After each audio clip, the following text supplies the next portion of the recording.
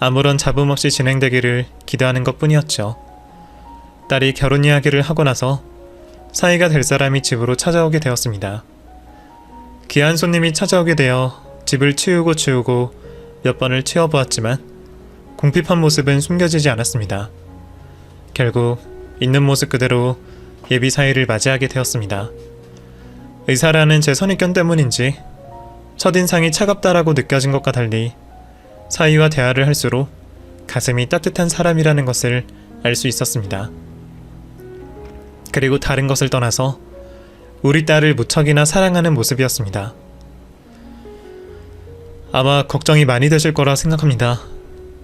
얼마 만나지도 않은 남자가 대뜸 따님과 결혼을 하고 싶다며 찾아온 것도 걱정되실 거고, 또 몸이 불편한 딸 고생이나 시키지 않을까 걱정하시는 마음 알고 있습니다.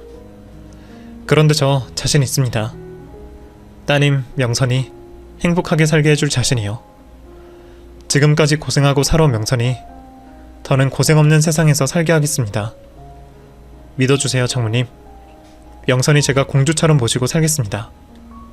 오히려 제가 지금까지 고생만 하면서 자라온 딸의 행복을 부탁해야 할 판에 먼저 자신있게 명선이를 행복하게 만들어주겠다 말을 해주는 사이가 고마웠습니다.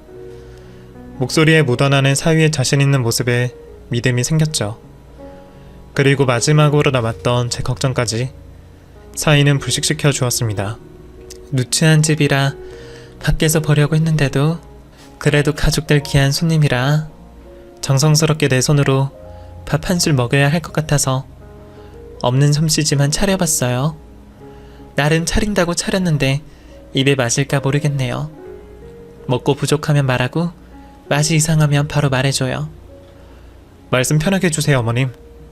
그리고 이 정도면 어디 내놔도 될 만큼 진수성찬인데요. 전부 제가 좋아하는 것들인데 손이 많이 가서 자주 먹지 못했던 것들이고요. 그리고 사람 사는 곳이 다 똑같죠. 이 정도면 제 어린 시절 살던 집에 비해서 대거리고요. 그래요? 아무리 봐도 고생 하나 없이 자라온 사람 같은데 직업도 의사고. 아, 좋게 봐주셔서 감사합니다. 저 완전 개천용입니다. 개천용이요.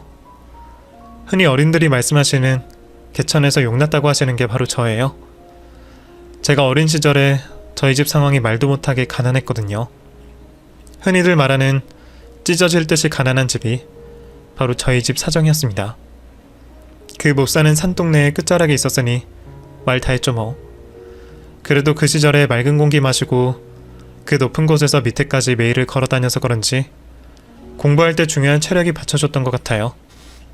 덕분에 의사도 되었고요. 저도 없는 형편에 자랐으니 너무 낮춰서 말씀 안 하셔도 됩니다. 명선이 살아왔던 이야기만 들어도 어머님, 아버님께서 자식을 위해서 얼마나 노력하셨는지 제 경험으로 비춰서 알 수 있으니까요. 그렇게 말해주면 내가 고맙고, 사실 말이 나와서 하는 말이지만 명선이 시집 보내는데 많이 망설였어요. 결혼이라는 게 집안도 비슷비슷해야 하는 건데 우리 집이 너무 모자란 것 같아서 혹시 시댁의 미움이라도 받으면 어떡하나 했고. 그런 걱정하지 마세요. 저희 어머니도 연애 때부터 명선이 이야기 들으면서 얼마나 마음에 들어 하셨는데요. 오히려 남들보다 몇 배는 더 노력해서 살아온 명선이나 부모님께서 대단하시다고 몇 번이나 말씀하셨습니다. 그리고 지금까지 저나 명선이 양가 부모님들께 키워주시며 받은 게 있는데 도움 받으면서 결혼하지 않으려고 합니다. 그러니 결혼식에 드는 부가적인 것들도 대해서도 부담 갖지 말아주세요. 힘든 상황에서 밝은 모습을 잃지 않고 살아온 딸아이에게 하늘에서 복을 내려주는 것 같았습니다. 저보다 더 넓은 마음을 가지고 있는 사이가 제 걱정을 덜어주고 제 딸을 이 세상 가장 행복한 사람으로 만들어준다고 하니 평생의 은인인 것만 같았습니다. 식사를 다 마치고 명선이의 과거를 이야기하며 즐거운 시간을 보내고 있을 때 사이가 조심스럽게 어려운 이야기를 하기 시작했습니다. 그런데 어머님, 제가 한 가지 말씀드릴 게 있습니다. 명선이에게는 만남을 시작하면서 말했던 터라 이미 알고 있어요. 그리고 완전히 정리가 된 상황이라 저만 말하지 않으면 넘어갈 수도 있겠지만 사실대로 말해야 할 것 같아서요. 사실 제가 이혼을 한 적이 있습니다. 명선이를 만나기 전에 한 이혼이고 아내의 외도로 인해서 제가 이혼을 결정하게 되었어요. 이혼한 지도 꽤 됐고 전부인과는 엮여있는 것도 없고 감정 또한 정리된 지 오래되었습니다. 이 점이 마음에 안 드셔서 반대하시면 제가 할 말이 없습니다만 그 이혼에 제 잘못이 없다는 걸 증명할 수 있고 지금은 명선이만을 사랑하고 있습니다. 놀라지 않았다고 하면 거짓말이겠죠. 하지만 자신만 입을 다물고 있으면 제가 모르고 넘어갈 수 있는 자신의 치부를 먼저 사실대로 이야기해주는 점이 이내 고맙게 느껴졌습니다. 이혼의 사유도 전부인의 외도라 하였고 무엇보다 지금까지 대화를 하면서 사람의 내면을 중요시하는 사위의 모습에 믿음이 갔고 마음이 놓였습니다. 저는 사위의 과거를 문제 삼지 않았고 결혼을 허락하게 되었죠. 사위의 말처럼 상견례에서 본 사돈들도 무척이나 정겹고 선한 모습이셨습니다. 저와 같이 자식의 성공을 당연시 생각하지 않으시고 아직까지 이전의 삶을 이어가시며 열심히 일을 하며 살고 계시는 분들이었습니다. 힘든 상황을 극복하고 잘 자라준 서로의 자식들을 칭찬하느라 상견례 시간이 짧게만 느껴졌죠. 아이들이 알아서 하는 결혼 준비로 다른 이야기를 할 것도 없었습니다. 그저 자신들이 살아온 삶을 이야기하며 자식들을 행복을 바라는 자리가 되었죠. 그렇게 딸 명선이는 제 품을 떠나 더 넓은 세상으로 훨훨 날아갔습니다. 결혼식장에서 본 딸 명선이는 이 세상 누구보다 아름다웠고 행복한 미래만 있을 신부였습니다.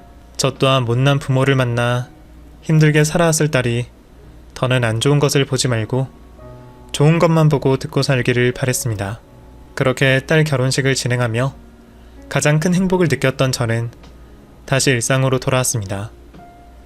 같이 있었을 때는 몰랐는데 홀로 있다 보니 명선이의 빈자리가 크게 느껴졌고 무척이나 보고 싶어졌습니다. 딸 또한 홀로 있을 제가 걱정되었는지 자주 올라오라며 제게 기차표까지 끊어주려고 했죠. 하지만 여러 이유로 그럴 수 없었습니다. 우선 제 입장에서는 의사인 사이가 불편하게 느껴졌습니다. 사이가 마음에 안 드는 것이 아니라 가진 것 없고 해준 것 없는 제가 장모라는 이유로 신혼집을 자주 왔다 갔다 하기가 눈치가 보였죠. 바라는 것도 없이 내 딸을 행복하게 해준 것도 고마운데 장모라는 사람이 해주는 것도 없이 고된 의사 일을 하고 집으로 온 사이를 불편하게 만들고 싶지 않았습니다. 그리고 아직 저에게는 갚아야 할 빚들이 많았습니다. 남편이 세상을 떠나면서 상속받을 것이 없던 저는 남편이 가지고 있던 빚 또한 갚지 않아도 되었습니다. 하지만 지금까지 빚이 남아있던 사람들은 IMF 시절 자신도 어려운 상황에서 저희를 닥달하지 않고 천천히 갚으라며 믿어주었던 사람들이었습니다. 그 사람들이 아니었다면 그 작은 방마저 구할 수 없었을 테고 딸아이의 공부마저 이어갈 수 없었을 겁니다. 그렇게 고마운 사람들에게 오랜 시간이 걸려도 빚을 꼭 갚고 싶었습니다. 그것이 사람이라면 해야 할 도리라고 느껴졌고 남편 또한 그렇게 하기를 바란다고 생각했습니다. 그리고 당신들께서 기다려주어서 내 딸이 행복한 삶을 살게 되었다고 고마움도 표하고 싶었습니다. 그러한 이유로 저는 이전과 같이 일을 쉴 수가 없었습니다. 모두가 쉬는 명절을 제외하고는 모든 시간을 일하며 살아가게 되었죠. 빚을 모두 상환하는데 얼마 남지 않았다고 생각하니 더 박차를 가할 수밖에 없었습니다. 그러한 이유로 딸을 볼 수 없게 되었죠. 명절을 맞아 멀리서 찾아오겠다는 사위와 딸의 말에 거절을 하기도 여러 번이었습니다. 병원 일로 제대로 된 휴일도 없는 상황에 먼 거리까지 장시간 운전을 하고 올 사위가 걱정되었으니까요. 그때 저는 잘 살고 있는 사위와 딸에게 티끌 한 점이라도 민폐가 되고 싶지 않았습니다. 사무칠 정도로 딸 명선이가 보고 싶었지만 그때는 항상 사진과 전화통화로 그리움을 달래고는 했습니다. 그러다 보니 사위와 딸도 점점 그 상황이 익숙해져 갔고 찾아오는 대신 안부통화를 하며 생활하게 되었죠. 그때는 그러한 행동들이 서운하지 않았습니다. 그저 두 사람만 행복하면 저 또한 행복했으니까요. 그렇게 3년 정도 시간이 흘렀을 무렵 저는 남편의 빚을 모두 갚을 수 있었습니다. 마지막 송금을 하며 말없이 기다려준 채권자분들에게 한 명 한 명씩 전화를 돌려 감사 인사를 드렸습니다. 그리고는 10년 넘게 처음으로 마음이 짐이 없어지는 기분이 들었습니다. 금방이라도 날아갈 듯한 기분에 제 마음속 눌러놓았던 감정들이 모두 튀어나왔습니다. 가장 먼저 든 생각이 딸 명선이를 무척이나 보고 싶다는 마음이었습니다. 참을 수 없는 보고 싶음으로 얼굴만 살짝 보고 가야겠다 마음을 먹게 되었고, 평일 낮을 이용해 딸아이의 신혼집을 3년 만에 처음으로 찾아가게 되었습니다. 수첩에 적어놓은 딸아이의 주소로 한참을 헤매어 찾아가게 되었죠. 막상 문 앞에 서게 되자 알 수 없는 불안감이 들었습니다. 잠시지만 자신의 시간을 뺏는 제가 귀찮지는 않을지, 혹시 그 사이 이사라도 간 것은 아닐지, 한참을 집 앞에서 망설이고 있는데 안에서 딸 명선이의 목소리가 들려왔습니다. 익숙했던 그 목소리를 오랜만에 듣자 저는 곧바로 배를 누르게 되었습니다.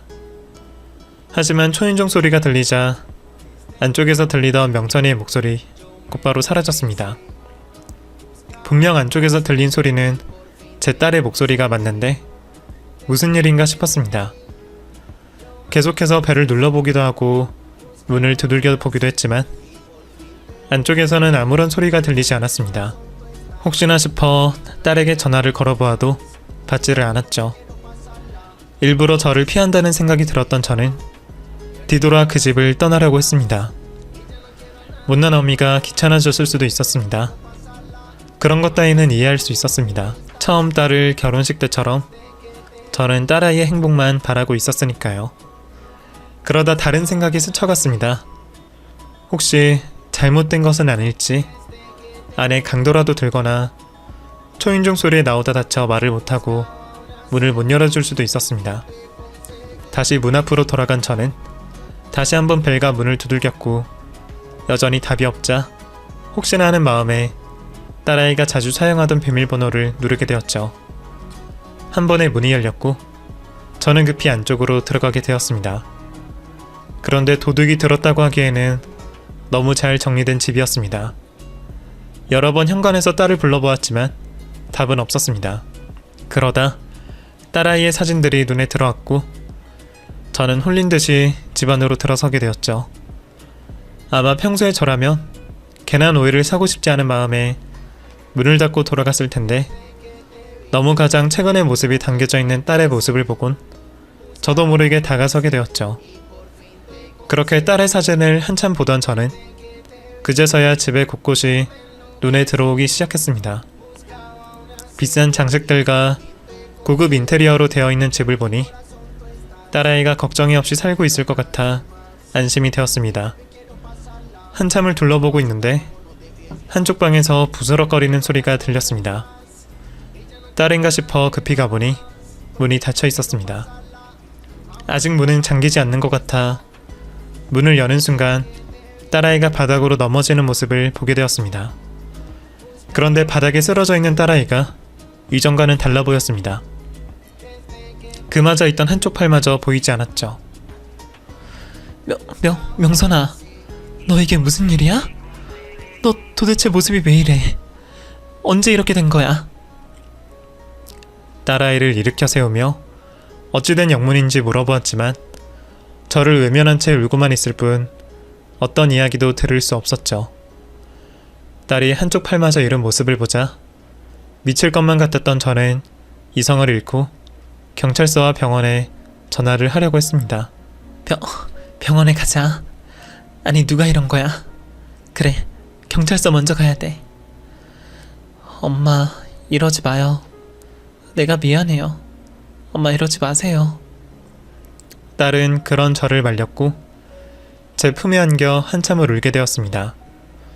그런 딸을 보며 정신을 놓고 있을 때 딸아이가 저에게 울며 충격적인 이야기를 들려주었습니다. 미안해, 엄마. 행복하게 산다고 해놓고 이런 모습이라 엄마한테 도움 구할 생각도 안 했어. 나 결혼 잘못한 것 같아. 나 행복하게 해주겠다고 한 그 사람한테 완전히 속은 것 같다고.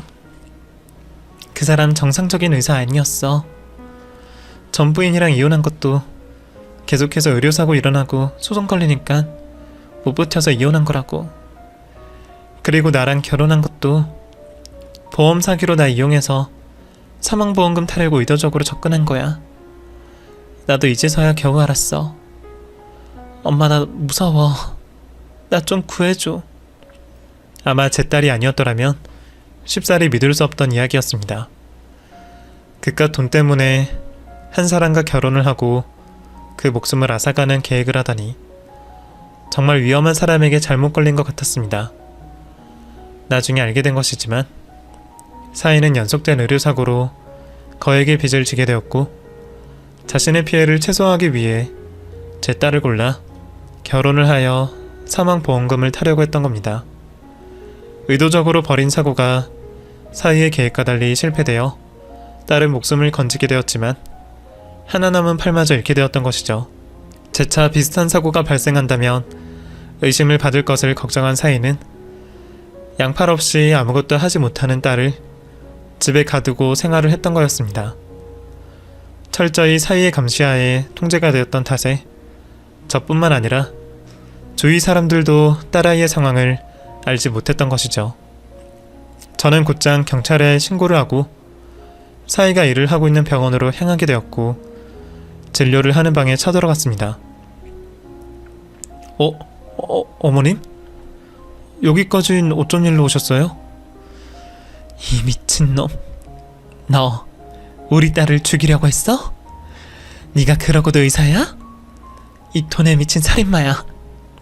여러 말보다 딸의 복수를 하고 싶었던 저는 그곳에 있던 유리컵을 깨어 그놈에게 복수를 하려고 했습니다. 하지만 복수를 하기 전 여러 간호사들에게 꼼짝없이 붙잡히고 말았죠. 이거 안 나? 이 살인마가 어떤 놈인지 알아? 내 딸을 죽여서 자기 의료사고 소송 빚 갚으려고 한 놈이라고. 너희들은 이런 사람의 의사가 맞다고 생각해? 나 저놈에게 우리 딸이 겪은 고통 고스란히 갚아줘야 하니까. 경찰이 오기 전까지 한참 동안 소리를 지르며 난동을 벌인 탓에 그곳에 있던 환자들까지 우리 딸에게 있었던 일들을 모두 알게 되었습니다. 결국 경찰서로 가게 되었고 업무방해와 명예훼손으로 처벌을 받을 수 있다고 들었습니다.